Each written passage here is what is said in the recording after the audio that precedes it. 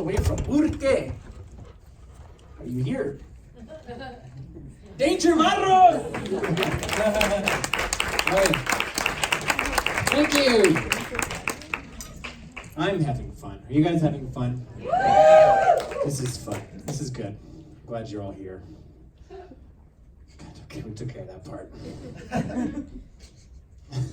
Do a lot of traveling for stand-up comedy. It's very exciting. I recently went to Florida. Anyone visit Florida?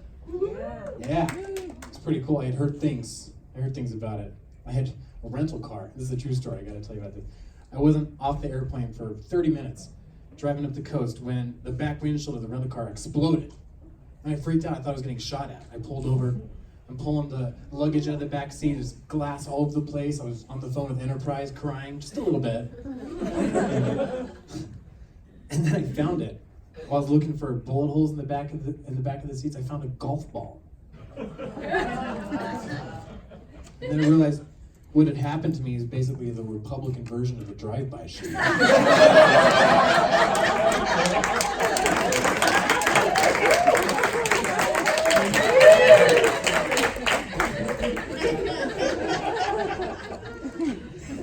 A lot of traveling for this. I flew into LA recently to do some shows. I was on this airplane with this little girl and her mom, and the little girl had never been in an airplane before. It was really cute. She's looking out the window as we're descending into the city there, and she's like, "Wow, Mom, from all the way up here, Los Angeles, like, it doesn't even look real. Like, it looks fake." And this big fat dude in the seat right in front of us turns around and looks the little girl right in the eyes and says, "It is fake."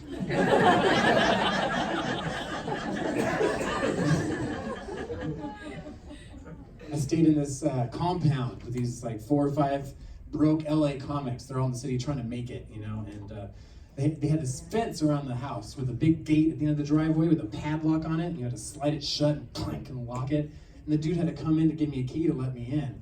And he was like, "Hey man, welcome to LA, have fun telling jokes here. Just make sure when you leave, you slide this gate shut and you lock it, because the water utility authority is trying to get on the property and shut the water out."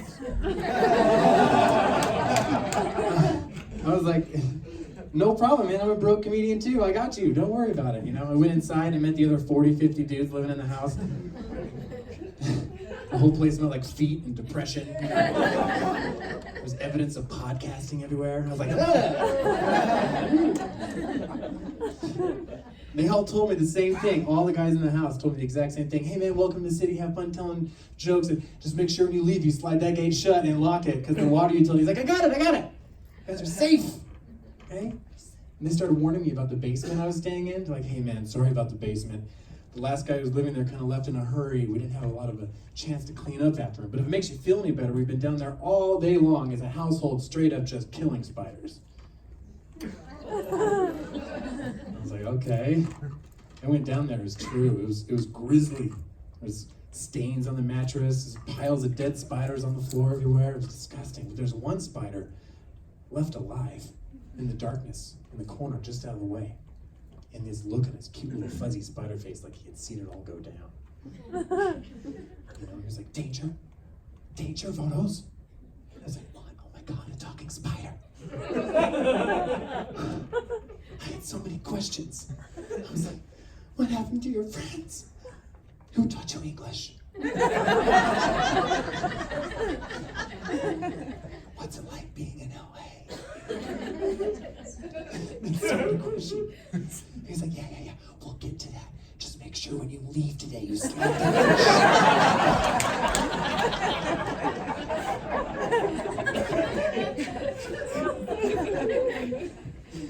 I was like, "Ah!" Poof, and he killed him. He's dead.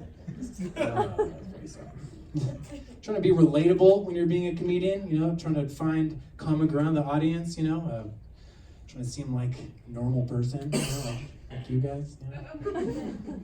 Anyone here got a mom? By just like word of, I can't tell when people laugh, just like cheer if you got a mom. That's cool. I got a mom. I love my mom. She says crazy stuff to me though. She says crazy stuff. The other day she's telling me I was at home watching my CNNs. I had the Winnie dog sleeping on my lap. And I heard in the walls behind the TV, mice in the walls skitter-scatting around. I could hear the mice. Just skitter-scatting. So I gently moved the sleeping lady dogs, crept over to the wall where I could hear them skaters scatting around, and I banged on it a whole bunch of times. I said, Mom, why don't you just call an exterminator and get them taken care of, you know? And she said, well, I don't want to kill them, ass. I just want to make their lives miserable. And all of a sudden, all my experiences in high school made so much more sense.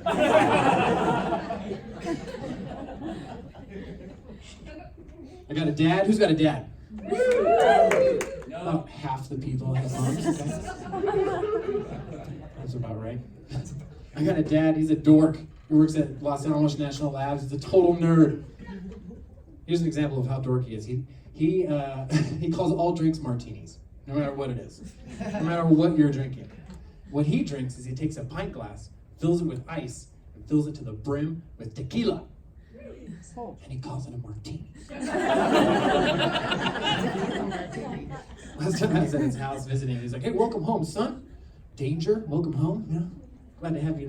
You know, your mother and I were going to go in the patio and have a couple martinis. You know, so, yeah, you're welcome to join us for martinis in the patio. Your mother and I, we're just going to go in there. Come on up.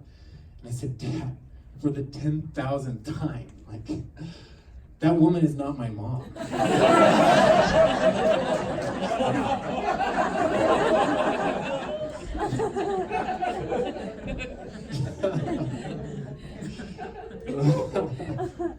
Oh my gosh.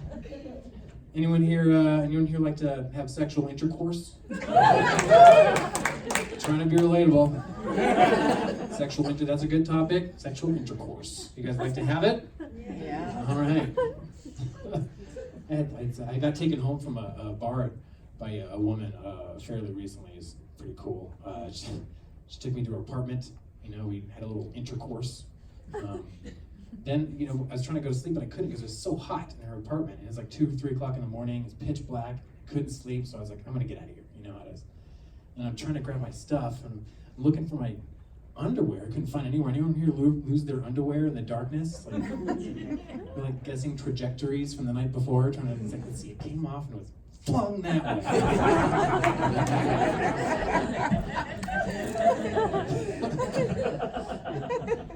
I got my undies, I got my stuff together, got my keys, wallet, phone, all my business. Then I looked down at the nightstand and I noticed that I had emptied my pockets before the lovemaking. There's a little pile of my change right there. And I was like, I'm just gonna leave it behind, of course. Of course, you know, like. But I was looking at it, it had like dimes and quarters in it, like it was good change, you know? But I didn't want to wake her up getting my money. Could you imagine after a night of, I mean, let's face it, some good lovemaking. Good stuff. She doesn't see me at your nightstand there and it's like, go back to sleep, it's my money. So I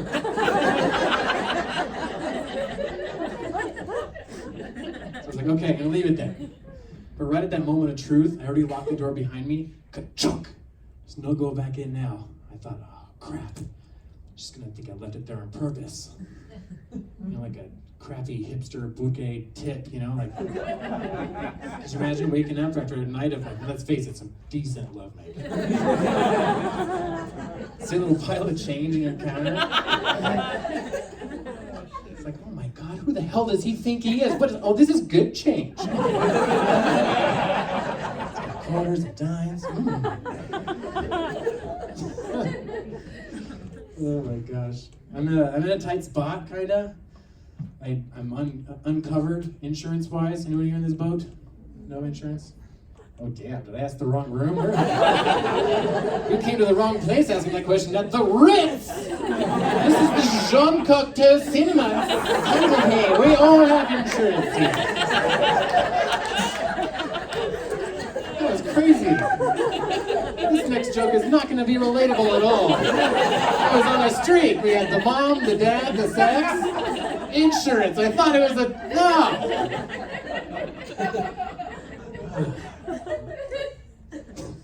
Yeah, I make too much money to qualify for Medicaid.